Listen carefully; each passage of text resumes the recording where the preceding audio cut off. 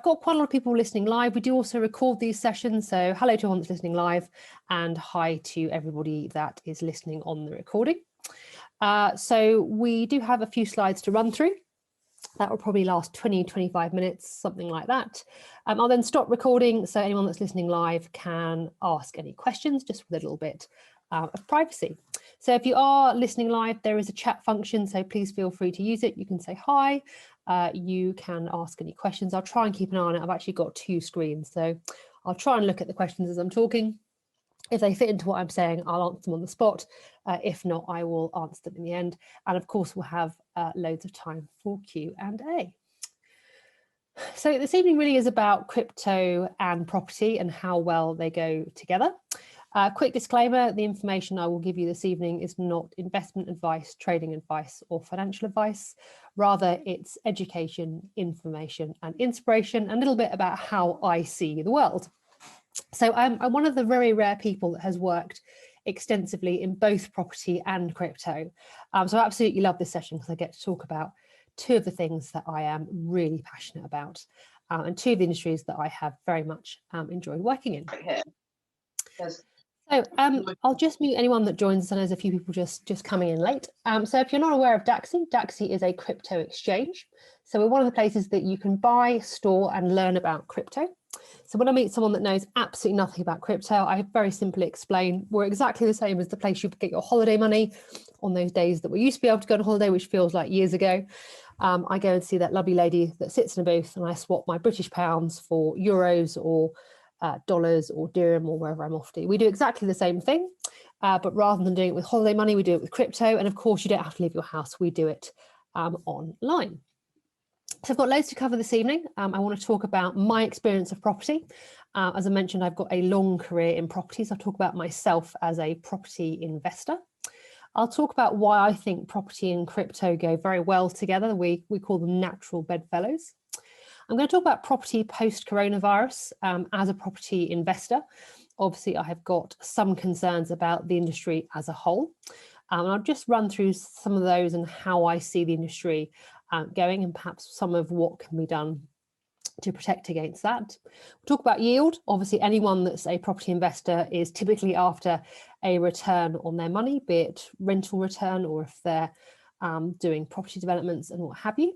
I'll give you a quick run through of crypto. So just really an idea of how the industry works. We are considered the leading business for teaching people that know relatively little about crypto, how to get into the industry.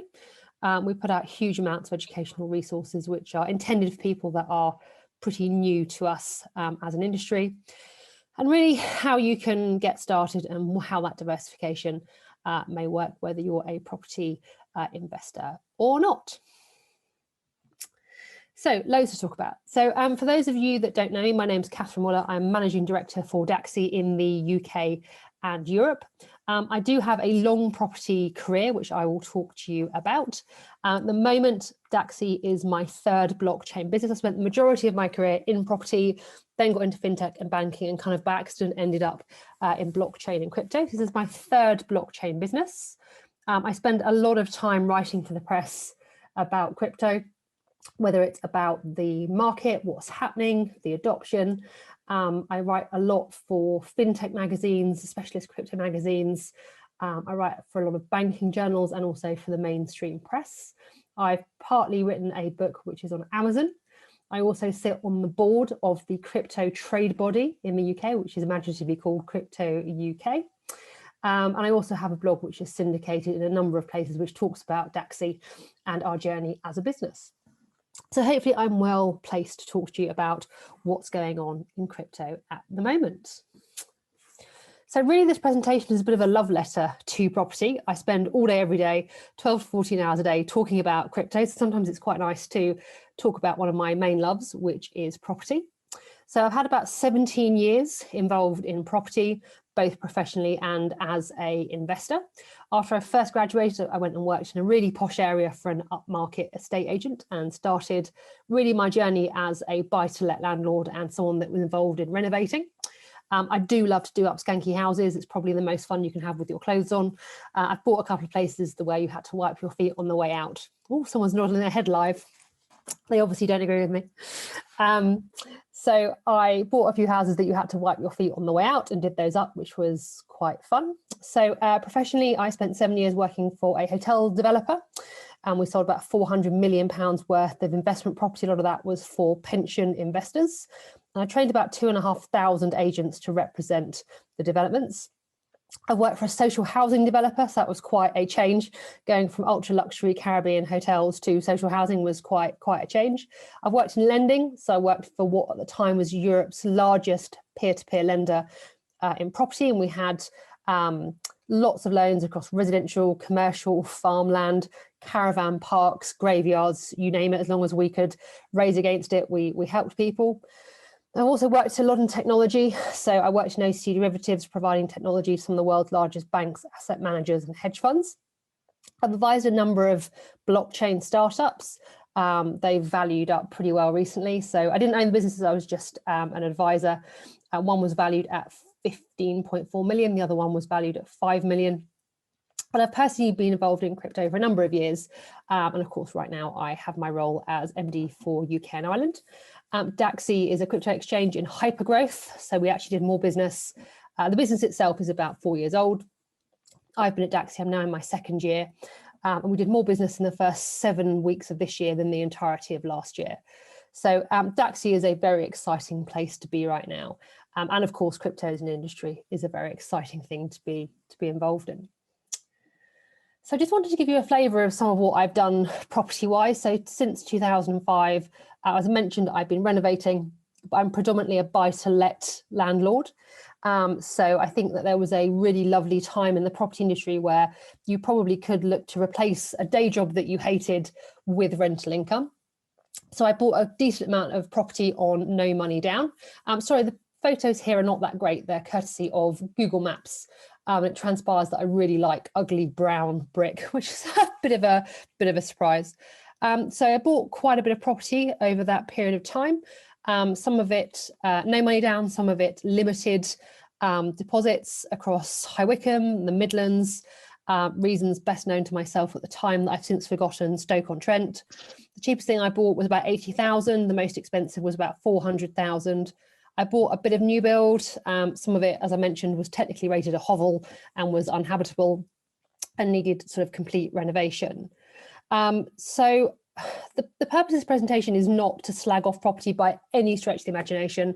I love property. I love my professional time there. I've retained a lot of my property. But I just really want to talk about how crypto and property, in my view, sit very nicely together. So I just want to talk about some of the challenges that I see myself as a property investor. We work with a lot of property investors already. So we are certainly not in a position where we're slagging off property. We just think it's an interesting bit of diversification and it sits alongside very nicely. So we work with a number of property meets, mortgage advisors, investment brokers, lettings agents. We've got quite a big variety of property businesses that we collaborate with. And the feedback that they give us is that lots of people are still very positive about property in the medium and long term. Perhaps they're a little bit worried in the short term. And we're often hand-holding to look at how crypto can assist them in the short term. So a couple of challenges that I've been seeing as a buy-to-let landlord. You're welcome to talk in the chat whether they're ones that you've seen or you've found a way around. I'd be very interested to hear. And I don't think those challenges are insurmountable as an industry. But if, like me, you're a buy-to-let landlord, they do keep you awake at night a little bit. And I think the days where people could rely on rental income instead of a day job, I personally think are gone. In terms of capital growth, obviously, we enjoyed a time where those house prices doubled every 7 to 10 years. And of course, that growth has leveled off a little bit. And I think overall, I'm actually quite surprised how well property has recovered since COVID really hit. I think obviously the extension of the stamp duty holiday, of course, has really helped. So we are looking at some quite high deposits now for rental property. So 20-25%. Where I live in the south east of England, I live just west of London. That's 50-60 grand to purchase a buy-to-let. For most people that are in crypto, they're not putting anything like that into crypto. They're diversifying a little bit. So they've either not got quite enough as a deposit for a buy to let, or they're trying to grow that deposit so they can get into property, which actually is their ultimate aim. And I think those buy to let financing have really sort of started to constrict. I've tried to refinance some of my buy to lets recently, and have found there's some really new funky rules around maximum lending. What happens if all your rentals become vacant? Well, it's unlikely, but okay. Rental coverage at 130%. So I think, gone are the days where anyone with a pulse and a passport could get a buy-to-let mortgage. Personally, where I think those prices have leveled off a little bit. Frankly, I was expecting them to drop substantially during COVID. Certainly the area that I'm in, that hasn't happened. Be interested to hear in the chat what you've seen in the areas that you're in. But certainly those yields are not looking so hot. Also, of course, the taxation has changed. So over the sort of 15 years or so that I've been a buy-to-let landlord, when I first started, and it's my opinion this is contrary to the principles of taxation. Every other business in the country, if you have £1,000 of profit, for the sake of argument, and you've got £500 worth of costs, of course, the tax man says, well, you've got £500 worth of profit, I'll tax you on that. And of course, in property over the last couple of years, the tax relief you get on your mortgage has changed. So my personal rental portfolio has gone from a healthy amount of profit to, unfortunately, me essentially having to subsidise the tenants that I've got. And certainly where I am, there's a reasonable lack of stock. If you do want to purchase buy-to-lets, there's not a huge amount of stock because people like me are trying to sit on top of them and keep hold of them. And of course, what's going to happen in the short and medium term once we get out the other side of coronavirus, the furloughing stops. And really, I think things just settle down a little bit and we look at what life looks like post-COVID. So certainly some things which I think are interesting to think about. So I think I just want to state the problem, which is finding yield. So the FTSE 100 obviously is a great health check for the top 100 traded companies in the UK. And of course, lots of our pensions, savings and investments are based on it. So year to date, the FTSE 100 is up 3%. So if you bought in on the 1st of January, you'd be up 3%. And bearing in mind, it pretty much lost 30% overnight during COVID. I don't actually think that's a very bad result. The other thing, of course, is that the cash savings rates are really low. So this is just a screenshot from one of the comparison websites. But typically, if you want instant access to your cash, you'll be looking at 1%, something like that, on your cash. And of course, the Bank of England base rate is at a historic low. So for a couple of hundred years, the Bank of England has existed. We have got the lowest ever interest rate on record, which is dreadful for savers. So the Bank of England last year, I've been writing in the press for a few months now that I expect to see negative interest rates. I think the most recent budget is very gentle. I think we're expecting taxation increases, and I think the budget is quite softly. There's also my personal opinion that there's just not enough fiscal stimulation in there and that we will see negative interest rates. So the Bank of England at the end of last year wrote to the banks to say, if we create negative interest rates, will your systems be able to cope with it? Will your IT systems be okay? So negative interest rates would be lovely if you're a buy-to-let landlord.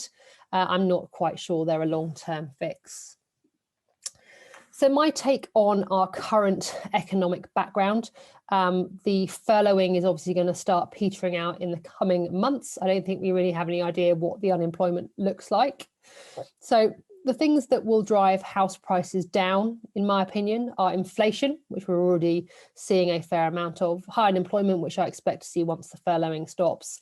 And of course, that all the major economies are printing money just to try and get us out of our current predicament. And things that I think will drive house prices up is a rise in wages in real terms, which I think is unlikely. Deposits decreasing substantially, so more interesting deals from buy-to-let mortgage companies. I obviously subscribe to a number of industry publications which aren't really reporting that, or of course that mortgages get cheaper. And again, we've got such a low interest rate already. I can't see the cost of the average buy-to-let mortgage decreasing. The other thing, of course, if you do get rubbish tenants, you can't currently evict them, which is quite right in terms of the human cost of COVID, but it's pretty rubbish if, like me, you are a buy-to-let landlord. So some of the things that you might wish to consider, I think, as a property investor. So one of the reasons that we talk to a lot of property fans at Daxi is that we see that they sit nicely together. And the reason for that is that crypto has shown phenomenal growth. And I will, of course, show you some growth stats in a couple of slides. So certainly sitting alongside property investments, which tend to be sort of medium to long term, crypto has done very well in the short term.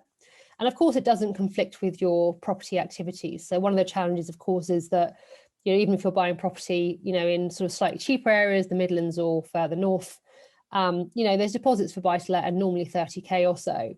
And very few of our platform users have 30 grand's worth of crypto. They're just looking for a better rate on cash. So many of our platform users are switching some of their cash from high street banks into crypto. And of course, you don't have to buy a fixed amount. So it's definitely a huge fallacy that you need to buy a whole Bitcoin. You don't need £40,000 to buy a Bitcoin. You can buy a tiny fraction. So the entry level for our platform is actually £100. We actually lose money on customers that put £100 on our platform, but we also totally appreciate that lots of people want to just put a toe in the water and see how it all works. And more importantly, it's very liquid. So for Bitcoin, Litecoin, and Ethereum, which are the major cryptos we focus on, and I'll explain why in a couple of minutes' time, you can exit. So one of the challenges I've had in property is I have seen great capital growth over a 15-year period, but they're fairly illiquid. So the best case is if I wanted to sell a property, 8 to 10 weeks. I think if you're extremely lucky and you've got a short chain and some very on-the-ball solicitors that are very quick with their conveyancing, or a remortgage if you're trying to release some capital, will take, again, if you're lucky, a couple of weeks. So I think for crypto, for all the property investors, what they really appreciate is that you can wake up on a Tuesday morning, think, I want to sell some of my crypto, and achieve that within, you know, 10 or 20 minutes of getting out of bed, which is a bit of a result.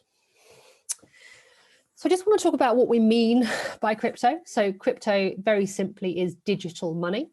You'll hear people talking about blockchain, so I'll explain what that is in a second. There's actually over 8,800 different cryptocurrencies, and most of those are hazardous to your health. They're what we term nuclear waste. So if you wake up and think, yeah, I'm a property investor, I really am interested in crypto, that's a huge learning curve. And I often say, look, when I got into property, there was a lot to learn: how to talk to estate agents, how to make offers on property, how to price up renovation, find a solicitor, find a mortgage broker, what else do I have to learn? Find a decent builder, work out how the leverage works, find an accountant to do my buy-to-let returns. So the learning curve for property is massive. And I think it'd be fair to say, in order to get into crypto, there are some things that need to be learnt. And as a business, we actually specialise in helping people get themselves into crypto in a way that is non-scary and easily palatable. So we actually focus on a very short number of cryptos. There are a number of exchanges that have hundreds and hundreds of different cryptos that you can purchase. We focus on what's called the blue chip cryptos of Bitcoin, Litecoin, and Ethereum. Those are the ones that the institutions want. They've shown the best growth over the last couple of years. And those are the ones that we know if our customers want to sell, they're liquid and that they can exit. So we're certainly not an exchange that has 200 or 300 different coins. And actually, interestingly, out of those 8,800, if you look at that list of 3, they account for about 75% of global traded volume. So I'll say that again. There's 8,800 cryptos, yet 3 of them are 75% of the world's demand. So it's certainly our opinion that in the short term, the vast majority of those cryptos will cease to exist in the short to medium term. So I just want to show you how crypto's done so far this year to date. So these are figures if you'd purchased crypto on the 1st of January, where you'd be at today, which is the 17th of March. So I was just doing these figures about half an hour ago. So if you'd bought Bitcoin, you would have seen 191% growth. Ethereum has delivered 141% growth. Litecoin 52%, the Daxi coin 26%. And just to remind you, by contrast, the FTSE 100 has seen 3% growth. So we're not an advice business. We don't tell people what to do with their money. But for that reason and those great growth metrics, a lot of people are switching a small proportion of their cash into crypto, and particularly in the property community. I don't know if anyone on this call has made 191% on a property deal since the 1st of January. If you have, do let me know in the chat. I'd be very interested to hear about it. So one of the things we talk about a lot is the adoption curve. All investors are obviously focused on what sort of return they can look to get. So obviously I write quite a lot for the press on where I think crypto is going. So the graph on the left is a very classic adoption curve. And it's very simple. It would apply to anything. People getting mobile phones, people having a TV in the house, people getting flat screen TVs, people finally buying microwaves. So it applies to really any new technology that's coming in. So that first seed stage is quite boring. People are trying to get an idea off the ground. There's a couple of different companies that make a product that are trying to whip up excitement, and it's quite hard going. You then see some growth when the idea actually gets traction, people are talking about it. And it's really once you get into momentum, that's what's called the tipping point. So it's when an idea gets to that point of no return, when it's got phenomenal momentum and it's sort of the point of no return, really. So we've been actually putting out into the press for an extended period of time that crypto generally, and specifically those blue chip cryptos, are following that totally classic adoption curve. And if you're really nerdy like I am, you can spend hours Googling the adoption curve and you can come up with 50 different examples of technologies that have taken root in our society. And the analogy that I quite like, you see a lot in the press about crypto having an iPhone moment. So I think if someone had said to me 20 years ago, every single person will have a smartphone and it will be 800 quid's worth, you'd just laugh at them. Whereas of course that really is the reality of life today. So if you compare that adoption curve graph on the left and the life cycle for Bitcoin is on the right, you know, my 7-year-old could tell you that those two pictures essentially match. And you would see that mirrored in Litecoin and Ethereum as well. So really exciting times in the industry. There have been some great gains, but it is my opinion that crypto will become the dominant technology. And it's my opinion that trying to stop crypto today is a bit like stopping a freight train. Probably something that no one in their right mind should try and do. So I just want to talk for a couple of minutes about what sort of, I suppose, what state crypto is in today. So it's very much proven technology. So this is the Forbes 50 of companies using blockchain. So blockchain is the foundation for crypto. You'll sometimes see that referred to as distributed ledger technology. So blockchain, people try and make it really complicated. It's just a type of database. So in the old days, information was held in a database. You'd ping that database for information. Now that information is held across the users, hence the word blockchain or distributed ledger technology. And there are loads of applications for that. The technology is decades old, but you'll see it deployed across anything from agriculture to health tech to logistics to payments, huge amounts of various different ways of using it. And you'll also see some of the major payment companies and retail companies now starting to embrace crypto.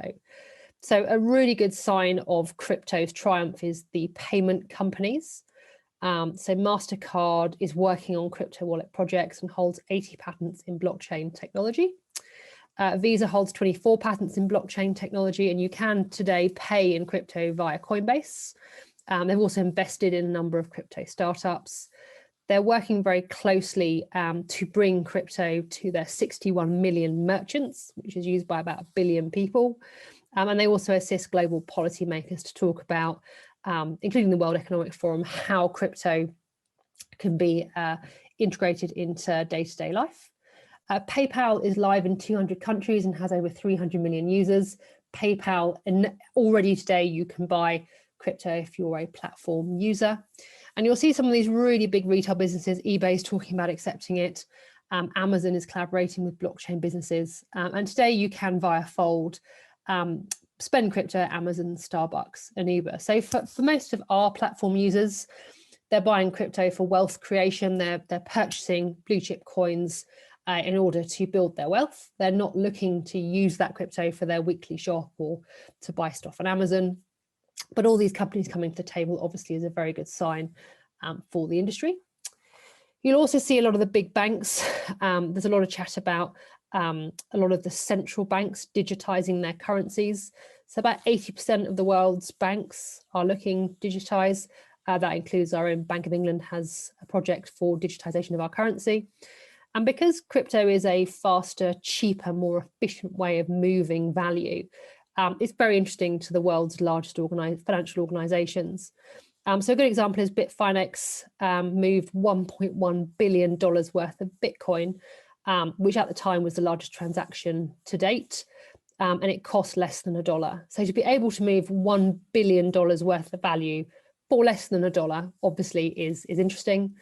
BlackRock is the world's largest asset manager. They've got just under $7 trillion worth under assets under management. Their chief investment officer is very positive about crypto. They're involved in crypto as a business. DTCC is the highest financial value processor in the world. They, of course, have crypto projects. And you'll see a lot of the world's largest banks, asset managers and hedge funds getting involved. If you follow us on social media, we try and sort of retweet quite a lot of content.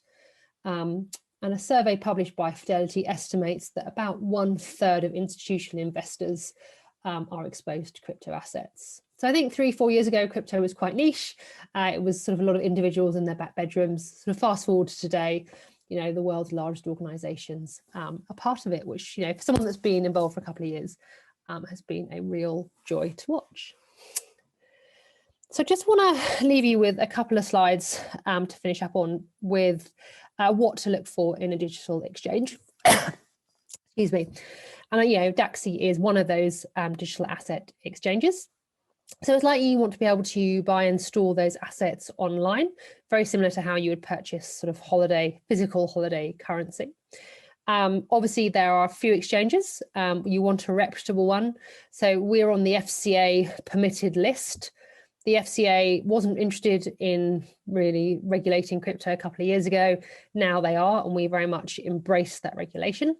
So the FCA says if you're a retail investor and you hold crypto on any exchange other than one on their list, please move it. So they're very much coming to the table, which is fantastic. And of course, we're on that list. We're also regulated in Europe. So we aim to make sure that crypto is safe, secure, and easy. And as I mentioned, we're very much catering for the holding community. There are people that trade crypto every single day. They're not really our clients' bank. Most of our clients, as I mentioned, are holding. We've got a very low entry level, as I'll show you on the next couple of slides. So we've got people that use the platform from £100. And we try and provide a lot of choice and education. So we put out loads of seminars, webinars, ebooks, social media, all of which, of course, you can access whenever you like, and of course, for free. So if, like me, you're old enough to remember phone banking and online banking coming in, obviously it's very key to keep yourself safe online. So we're very proud to have an A+ security rating. So that's independently given by the Mozilla Observatory. So it is just like online banking, you're keeping data and assets online. It's really important that those are safe. So we've got a higher rating than most other crypto platforms, and we rate higher than every other high street bank, to my knowledge. So I started checking out the various things I have. Got a Halifax account, I've got an MBNA credit card. And typically the high street banks, because they're banks first, not digital businesses, their online security typically is between a C and an F, which is quite eye-watering. So Daxi as a exchange has a Daxi coin.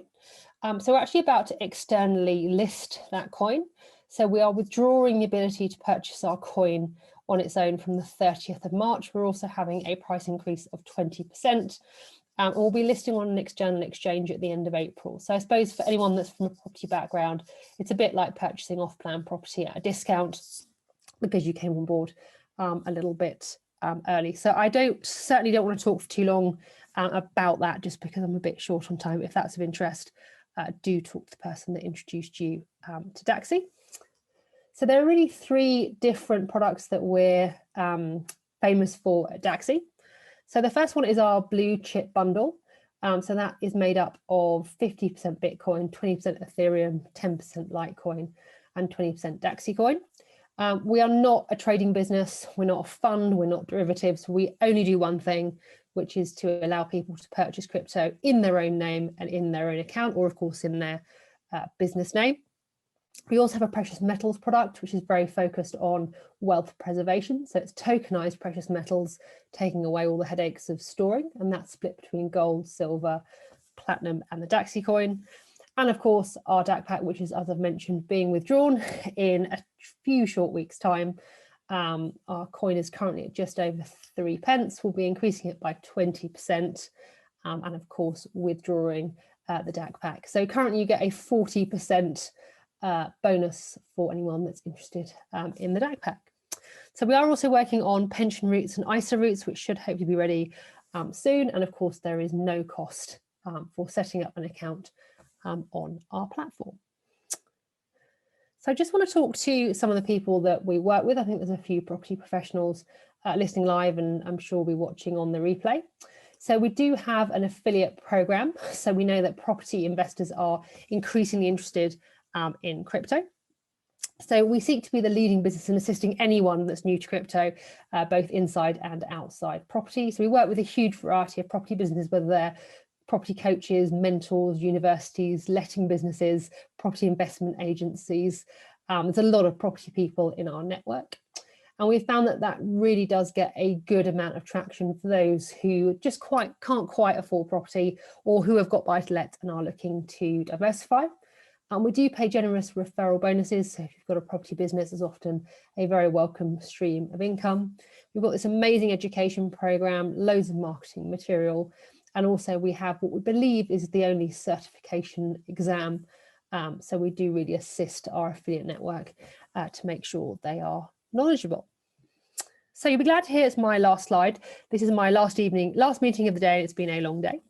So my conclusion around property and crypto is that we are in for a stormy ride in any industry. I think, you know, the coronavirus recession is tough going.